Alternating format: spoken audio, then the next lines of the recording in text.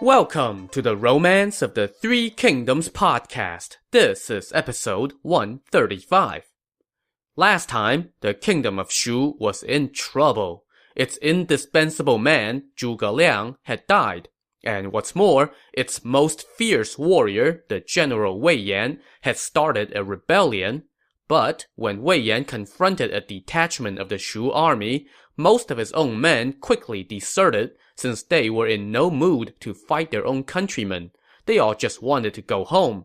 Wei Yan tried yelling at them, and he tried chasing them, and then he tried killing a few of them, but nothing worked, and his army quickly dissipated. But there was one unit that did not budge. It was the 300 men under the command of the general Ma Dai, who had been serving in Wei Yan's unit when Wei Yan decided to rebel. "Sir," Wei Yan said to Ma Dai, "if you are sincere about helping me, then when I succeed, I will not forget you." Ma Dai said, "Yeah, okay, that sounds good." By this time, the Shu forces that confronted them had retreated, so the two of them regrouped what was left of their army and tried to figure out their next move. "How about we go serve the kingdom of Wei?" Wei Yan suggested. "General, that is not a good idea," Ma Dai said. "Why should a true man subjugate himself to the service of another instead of seeking his own empire? In my view, you possess valor and cunning. Who in the Riverlands would dare to oppose you? I swear that I shall join you. Let's first take Hanzhong and then invade the Riverlands." Wei Yan was delighted with this idea, so they led their forces toward Nanzhong, the key city in the region of Hanzhong. Now, Nanzhong was also where the main Shu army was garrisoned, led by the senior advisor Yang Yi and the general Jiang Wei, whom Zhuge Liang had left in charge of the army after his death. When they saw Wei Yan's forces approaching with a head of steam, Jiang Wei quickly ordered the drawbridge be pulled up. Wei Yan and Ma Dai now shouted from the foot of the city, demanding that the troops inside surrender. Jiang Wei asked Yang Yi, "Wei Yan is ferocious, and now he has Ma Dai helping him. Even though they don't have a lot of men, how should we fend them off?" Yang Yi replied, "Before His Excellency died, he left me a silk pouch and said that if Wei Yan rebels, I am to open the pouch when we are facing him on the field of battle, and his scheme to kill Wei Yan will present itself. We should look at it now." So he took out the pouch. On the outside, it said, "Do not open until you are on your horse across from Wei Yan on the field of battle." That was good enough for Jiang Wei. "Since His Excellency had left specific instructions, you should hold on to the pouch for now," he told Yang Yi. "I will lead our troops outside and line up for battle, and then you can come out." So Jiang Wei donned his armor, grabbed his spear, and led 3,000 men outside. Backed by rolling drums, they lined up in battle formation. Jiang Wei sat atop his horse under the main banner and shouted, "Wei Yan, you traitor! The Prime Minister treated you well. Why are you rebelling?" Gripping his saber and his reins, Wei Yan shouted back, "This has nothing to do with you. Go tell Yang Yi to come out." During this exchange, Yang Yi was hiding out behind the main banner. He now opened the pouch and read the message inside. A moment later, he rode out from his lines, pointed a finger at Wei Yan, and laughed. "When the Prime Minister was alive, he always knew that you would rebel one day, so he told me to be prepared. And now, you have proven him correct. If you have the courage to shout, 'Who dares to kill me?' 3 times from your saddle, then you are a real man, and I will hand over Hanzhong to you." Wei Yan laughed back and said, "Yang Yi, you scoundrel, listen up. When Zhuge Liang was alive, I did fear him a little bit. But now that he is dead, who in the empire dares to face me? I would have no problem shouting those words 30,000 times, much less 3. So Wei Yan held his saber and gripped his reins. Then, from his saddle, he let out a mighty roar. "Who dares to kill me?" I do! A voice rang out from behind Wei Yan before he had finished speaking, and in the blink of an eye, a saber flashed and something hit the ground with a thud.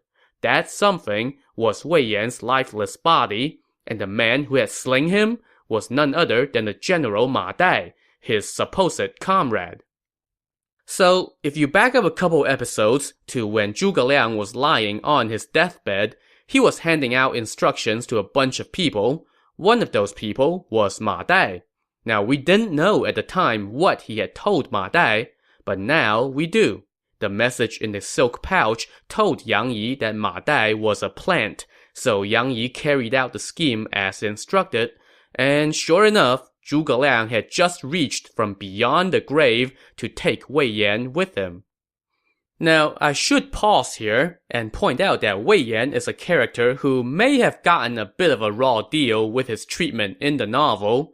It was planted way back in the novel that he was always a traitor at heart, a fact that Zhuge Liang saw from the beginning. Suffice it to say, real history was a little more complicated. I'll do a short supplemental episode on that at some point. But for now, let's move on to the aftermath.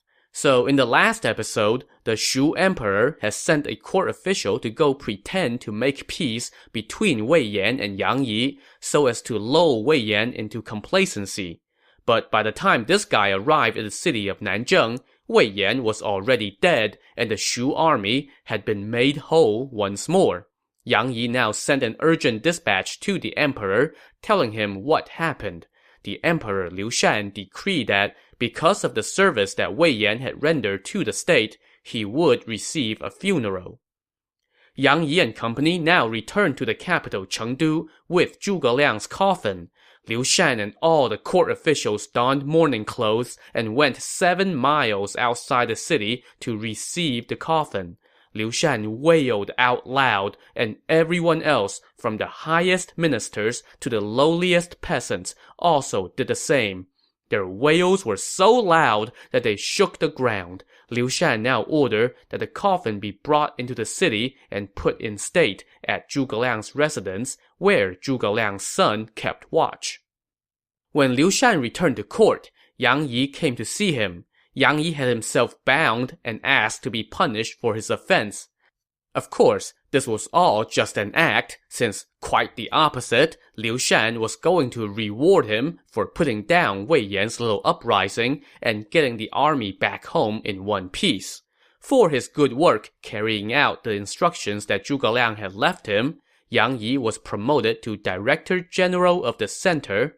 Ma Dai, for killing Wei Yan while his back was turned, got to assume Wei Yan's former position. Next, Yang Yi offered up Zhuge Liang's final memorial to the emperor, and its words reduced Liu Shan to tears and more loud wailing. Liu Shan now ordered a plot of land to be chosen for Zhuge Liang's final resting place. But the senior official Fei Yi said, before he died, His Excellency left instructions that he was to be buried on Dingjun Mountain. He also said that we must not waste bricks or stones to construct his grave, and that there should be no sacrificial items. Liu Shan honored those last wishes. In the 10th month of the year 234, Liu Shan personally escorted Zhuge Liang's coffin to Dingjun Mountain for burial. Liu Shan decreed that Zhuge Liang was to be posthumously named the Marquis of Zhongwu, or translated as the Loyal and Martial Marquis. A temple in his honor was to be constructed at Mianyang and constantly kept furnished with sacrifices.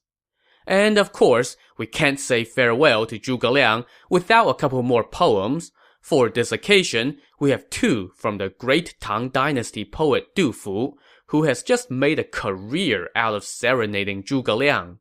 The first poem goes, His Excellency's shrine, where would it be found? Outside Chengdu's walls, where cypresses abound. Along the steps thereto, new grass do spring. Veiled by the leaves, the orioles do sing. Thrice to him Liu Bei came, keen to rule the realm. 2 generations Zhuge Liang did serve that steady old heart. To die, his host afield, the victory herald yet to come. Weep, O heroes, drench your lapel, now and evermore. And here's the second poem. Zhuge's mighty name hangs proudly on the upper sphere. Stern and grand, the royal liegeman's likeness claims respect. In the tripart world below he spun deep schemes. In the age-old realm of cloud, one single plume unites our gaze.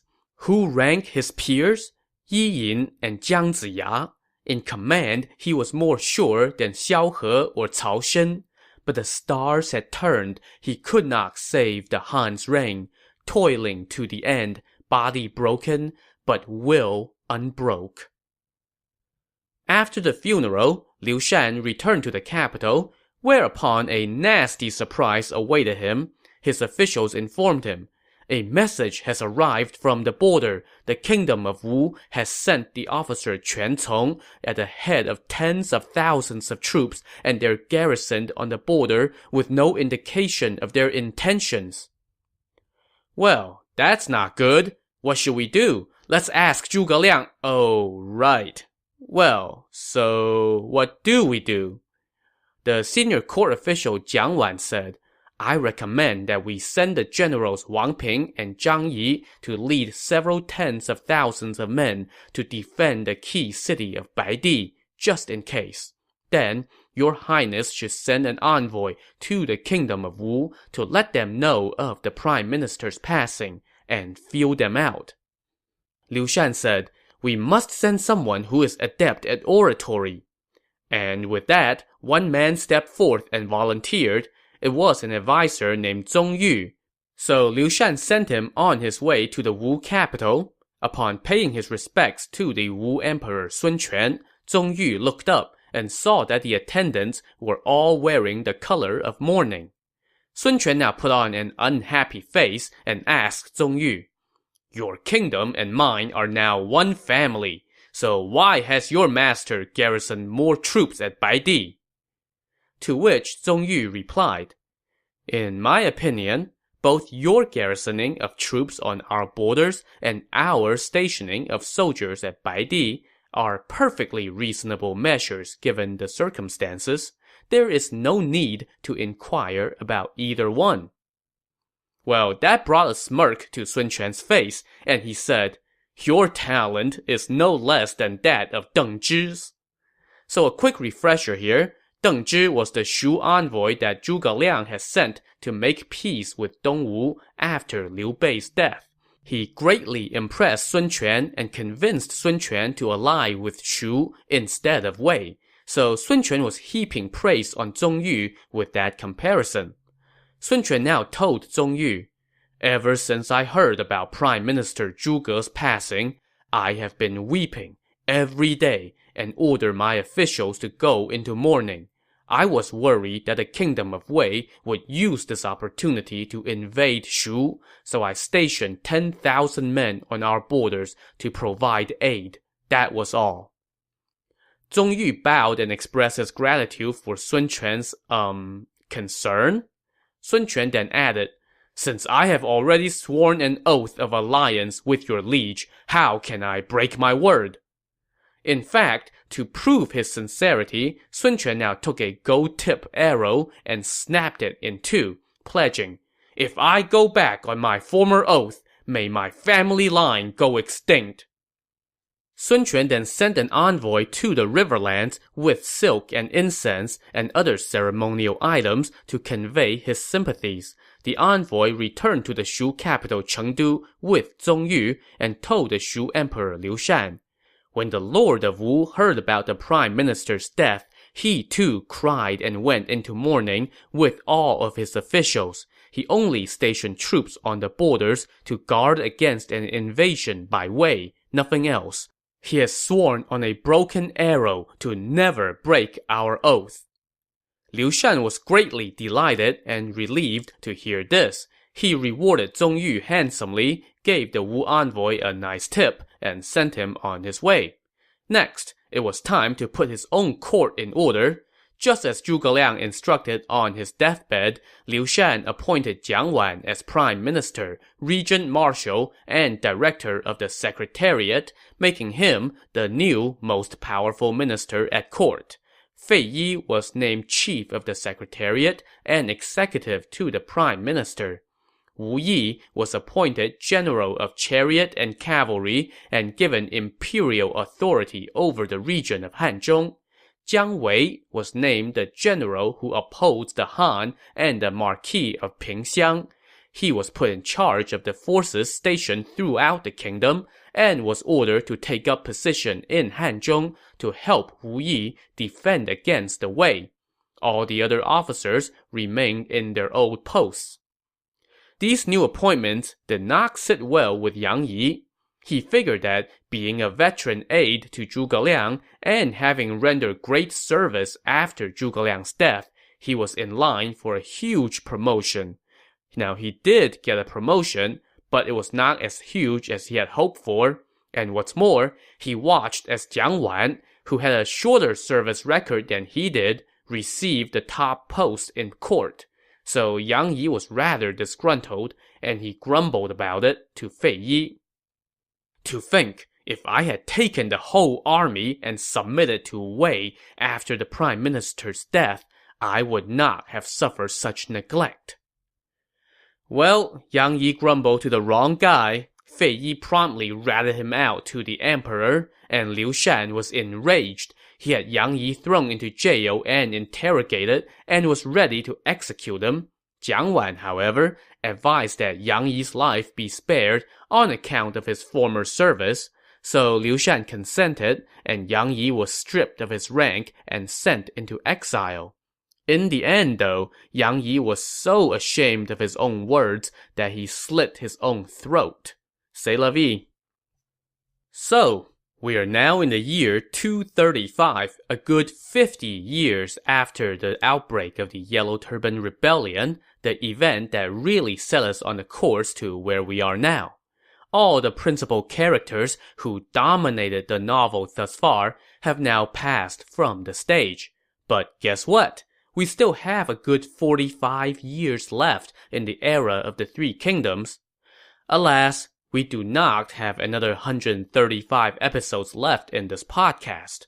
The rest of the novel really becomes compressed, and as you can imagine, we are going to see a host of new characters come and go, so just be warned that you'll be wrestling with some new names in the episodes to come. The year 235 was one of those rare years during this era when there was not a war going on somewhere in the empire. None of the Three Kingdoms was engaged in military action. So let's go over to the Kingdom of Wei to see what they are doing with so much peace breaking out. The Wei Emperor Cao Rui had appointed Sima Yi as Grand Commandant and put him in charge of the army and tasked him with ensuring peace along the borders. Sima Yi returned to the capital Luoyang to take up his post. As for Cao Rui, now that there was finally peace on the borders, he decided to treat himself to a couple fancy new palaces, one in Luoyang and the other in the former capital city of Xuchang. These palaces, by all accounts, were gorgeous, magnificent works of architecture, exuding elegance and beauty. But such glorious creations did not come cheap or easily. To build these palaces, Cao Rui conscripted more than 30,000 craftsmen from his kingdom, as well as another 30-some thousand laborers. These conscripts were put to work day and night. So the citizenry was being worked to exhaustion, and they complained about it incessantly. Now, you figure that maybe, with his popularity tanking and his people grumbling loudly, Cao Rui would ease off on the construction project. But no. Instead, he next decreed that he was going to build something called the Fragrant Forest Park. To help build this garden, even the court officials were obliged to help carry soil and plant trees. Well, that was the final straw for one court official, and he wrote a memorial to Cao Rui. It said, The wars of recent years have broken some families and extinguished others, leaving in their wake only orphans, the elderly, and the feeble. Even if your majesty had deemed the imperial quarters too confining and wanted to enlarge them, it still would have been appropriate to schedule the work to avoid interfering with agriculture. It is all the more so for work on unnecessary construction. Your majesty has honored your courtiers by distinguishing them with splendid headgear, clothing them in finery, transporting them in elegant carriages, all to separate them from those of no consequence. Yet today, these same courtiers have been put to work lugging wood and earth until their bodies are drenched and their feet soiled. It detracts from the glory of the kingdom to give such importance to the irrelevant. The park is indefensible.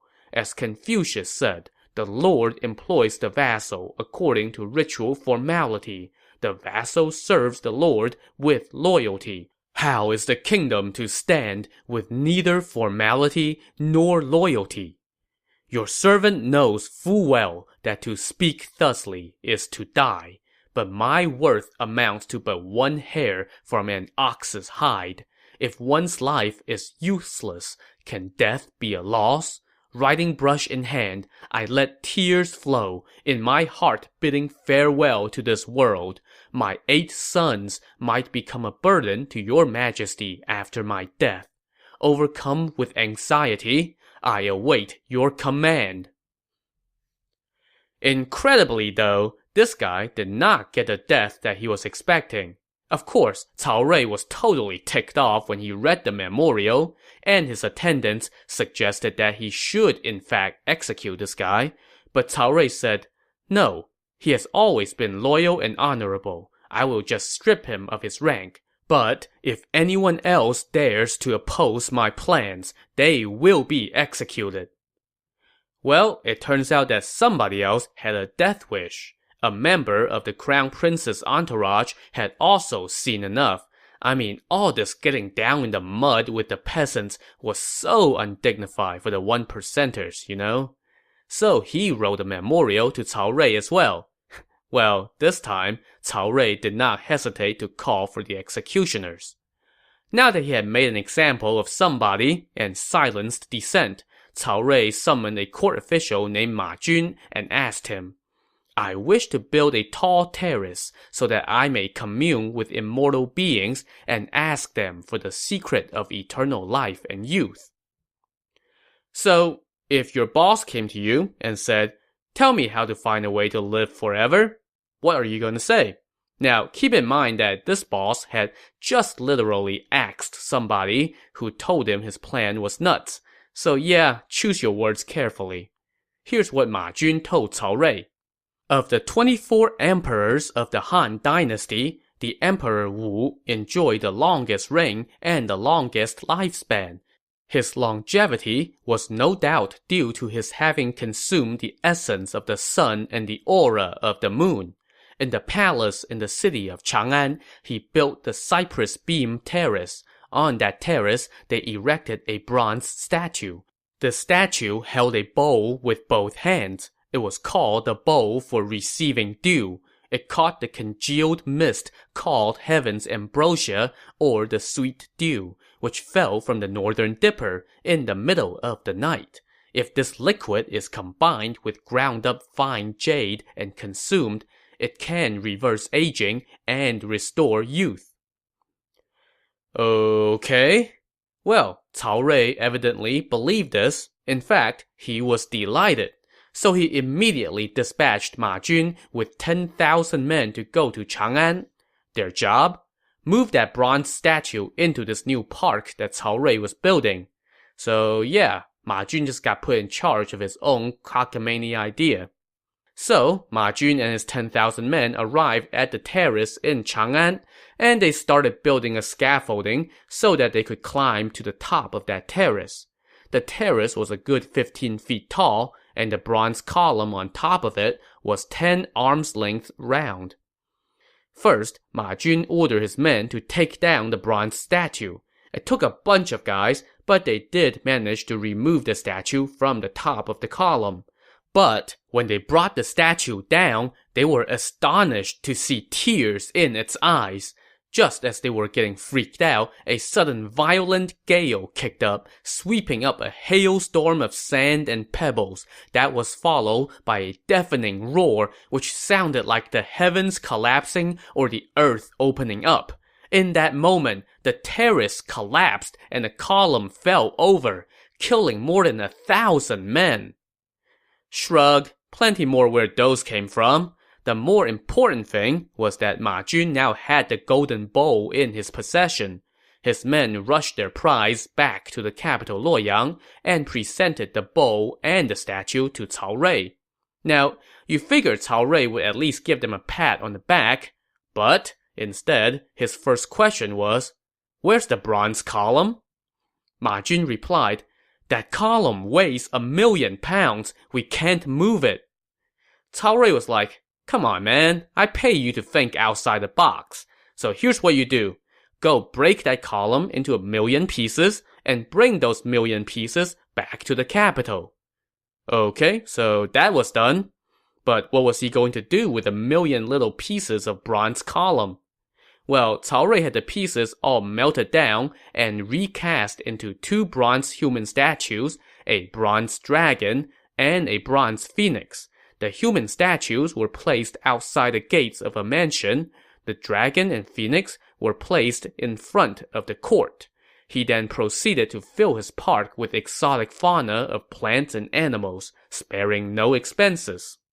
At this point, another court official wrote to Cao Rui and said, "You know, maybe you should spare some expenses. After all the great sage kings of antiquity lived in humble dwellings, while all the dynasty-ending despots built lavish palaces and such. I mean, which one would you rather take after?"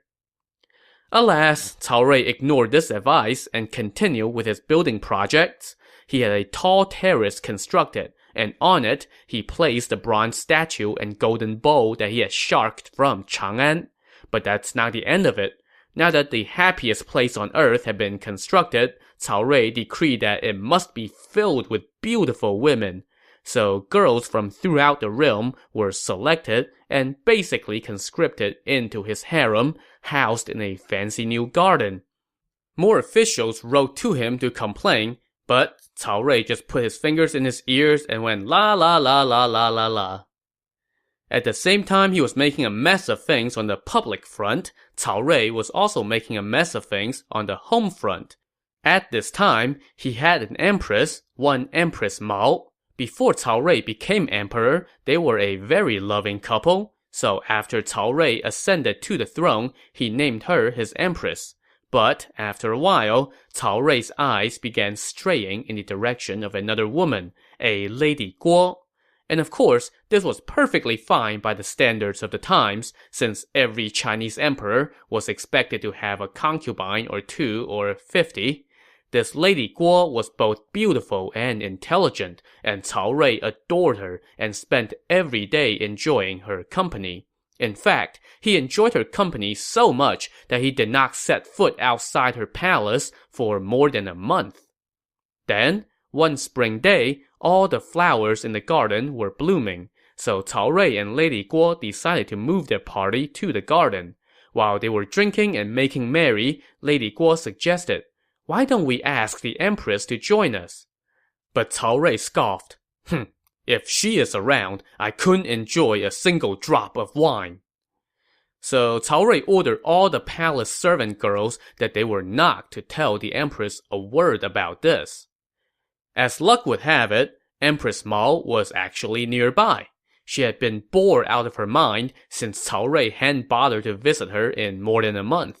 So that day, she and about a dozen attendants took an outing to a terrace near the garden.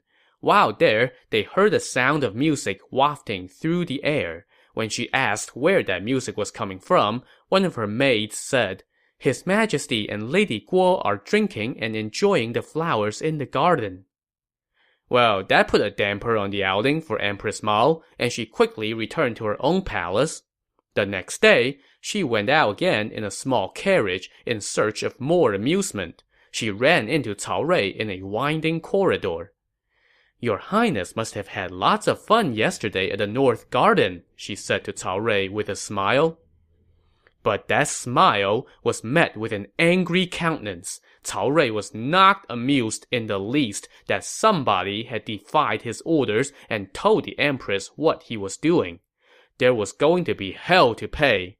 To find out what kind of hell that would be, tune in to the next episode of the Romance of the Three Kingdoms podcast.